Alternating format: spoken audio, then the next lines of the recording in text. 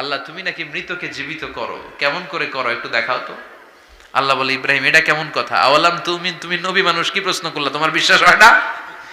আওয়ালাম তুমিন, বিশ্বাস হয় না? তুমি তো নবী, জানো জানো নবী নও, তুমি খলিল, তোমার বিশ্বাস হয় না? এটা কেমন প্রশ্ন? সাইয়েদনা ইব্রাহিম বললেন, বালা, বিশ্বাস হয়, ওয়ালাকিন লিয়াতমাইন্না কলবি, কিন্তু দেখলে ভাল লাগবে। আল্লাহ কেমন করে মৃতরে জীবিত করো তুমি দেখাও। আল্লাহ বললেন, 4টা পাখিরে টুকরা টুকরা করো, জবাই করো, টুকরা টুকরা করো, পায়ের সাথে মাথা মিশাও, মাথার সাথে কলিজা মিশাও, টুকরা টুকরা করে ওই পাহাড়ের মধ্যে ছিটিয়ে দিয়ে আস। এরপরে এই পাশে এসে সুম্মা দুহুন্না ইয়াতিনাকা সায়া, আমার নামে পাখিগুলারে ডাক দাও। উনি এই পাশে এসে আল্লাহর নামে টুকরো টুকরো করে ছিটিয়ে দিয়ে আসা পাখিগুলোর ডাক দিতে দেরি, মুহূর্তে পায়ের সাথে মাথা, মাথার সাথে বডি লেগে জীবিত হয়ে পাখিগুলো দৌড়ে সাইয়েদনা ইব্রাহিমের কাছে চলে এসেছে। আল্লাহ তাআলা একজন প্রসিদ্ধ নবীর ব্যাপারে কিছু তথ্য দিয়েছেন, এই তথ্যগুলো আজকে আমরা শুনবো ইনশাআল্লাহ। পড়েন।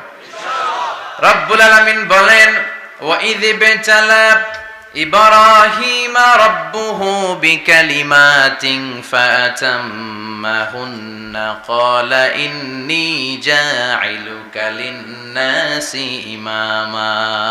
সুবহানাল্লাহ পড়েন। যেই নবীর ব্যাপারে আল্লাহ তথ্য দিলেন ওই নবীর নাম ইব্রাহিম আলাইহিস সালাম। সবাই বলেন কি নাম? চিল্লায় বলেন কি নাম?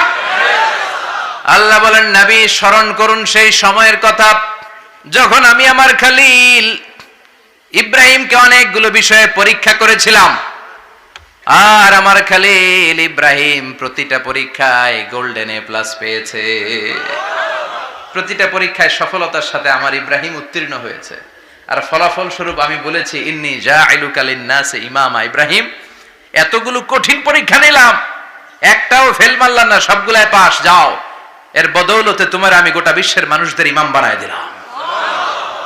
ইমাম মানে নেতা। ইমাম মানে কি? নেতা। নেতা হওয়া এত সহজ না।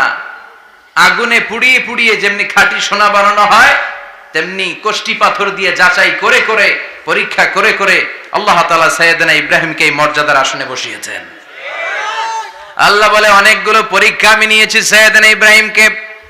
আল্লাহ যারে পছন্দ করে বেশি তার জীবনে পরীক্ষাও বিশ্বনবী বলেন, আসাদ্দুন নাসি বালাআন আল আম্বিয়া। এই দুনিয়ার বুকে সবচাইতে বেশি পরীক্ষা নেয় আল্লাহ নবীদের। সুম্মাল আমসাল ফাল আমসাল, তারপরে সিদ্দিকিনদের, তারপরে শুহাদাদের, তারপরে সালিহিনদের।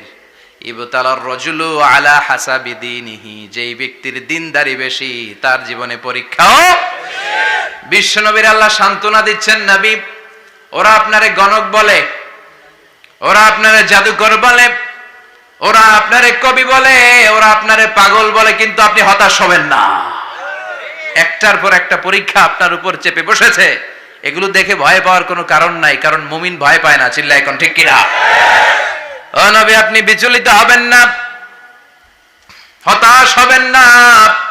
আপনার আগে যেই নবীরা ছিল তাদের জীবনেও পরীক্ষা ছিল কি ছিল না? আমি আমার খলিল ইব্রাহিমকে অনেকগুলো পরীক্ষা নিয়েছি, প্রতিটা পরীক্ষায় সাইয়েদনা ইব্রাহিম পাশ করেছে। বিশ্বনবীকে আল্লাহ সান্ত্বনা দিচ্ছেন। সুবহানাল্লাহ পড়ে। বিশ্বনবী হতাশ হবেন না, ডোন্ট বি স্যাড, লা তাহজান, নেভার লুজ হোপ। ও নবী, আশা হারাবেন না। আপনার উপর যেমন পরীক্ষা আছে, সাইয়েদনা ইব্রাহিমের উপরও পরীক্ষা ছিল। সবার উপর আমি পরীক্ষা নেই।